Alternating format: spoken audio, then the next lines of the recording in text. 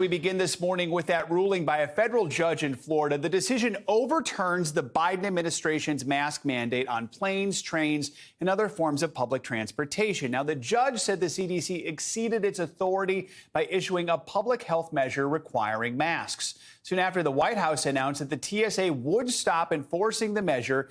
The major airlines followed suit. The ruling comes just days after the Biden administration had actually extended the mandate by 15 days into early May as COVID cases once again begin to creep up across the country. We have full team coverage of the ruling.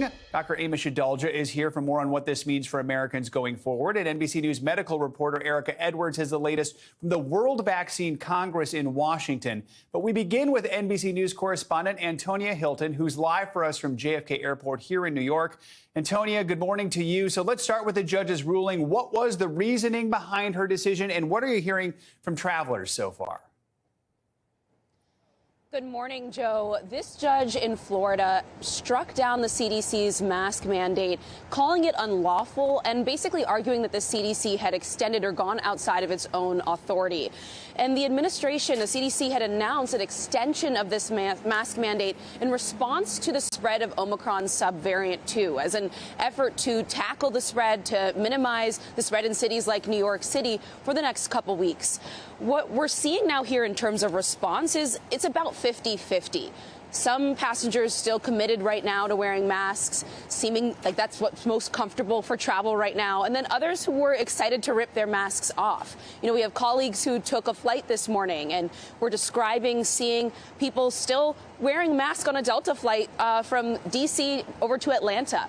And, you know, I think what we're going to see right now, especially in cities like New York, where people have been pretty committed and comfortable with mask wearing, is a slow transition over the next couple days. And there are certainly some travelers who have continued to say that, you know, masks for them are important for family members who are immunocompromised, for, you know, health and safety reasons, as they're fearful of catching the Omicron variant over the next couple weeks. But there's certainly going to be this adjustment period because people have been wearing these masks on planes for the last 2 years, Joe. So, Antonia, I mean, we know many of the major airlines quickly dropped the requirement that passengers wear masks. They've been pushing for this mandate to go away recently. What has been the reaction from the airline industry in general? And what about other mass transit operators? I understand some of them are still going to keep the mask mandate in effect. That's right. In terms of the airline industry, you know, for weeks, many of the airline industry leaders have been signaling that they wanted this mask mandate to come to an end. In fact, the CEO of Delta has long been publicly arguing that an end to the mask mandate on flights was a critical part of returning to normalcy, of getting the airline industry back entirely and up on its feet. And so for much of the airline industry, this was welcome news. There were reports that last night, you know, pilots were going out over their PA systems and cheering, declaring that passengers should be happy, they can take their masks off. But as you mentioned, that is not the case across the rest of the public transit system, particularly if you live in the New York area. Here in New York, the MTA is still going to require masks, at least at this time. New Jersey Transit was also initially going to require masks, but they recently have decided that they will not be. And so it's a little bit of a patchwork system now, but on flights, TSA is no longer enforcing the mask mandate, but throughout much of the New York system, you'll still see masks being required for passengers, Joe. And Antonia, what is the Biden administration saying about this ruling? Do we expect them to appeal it?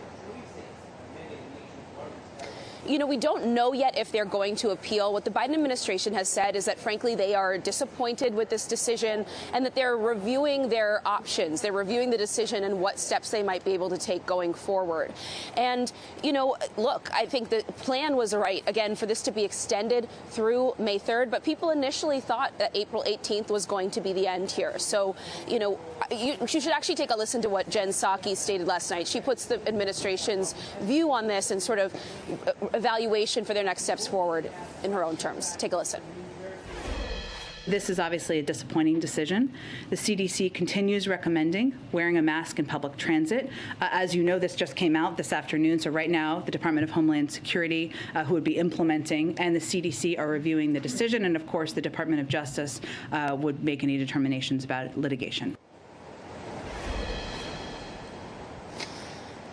while the administration has to evaluate its next steps, passengers are really going to be making their own choices now. This is really going to be about personal responsibility, which has been a message from many parts of the public transit system and from public health authorities around New York, Connecticut, and New Jersey in the last several weeks. And that's what we expect to see happen now, that passengers will have to decide for themselves what steps make them most comfortable for the health and safety of themselves and the people around them. Joe? Which is where this is heading in so many arenas. All right, Antonia Hylton, thank you so much.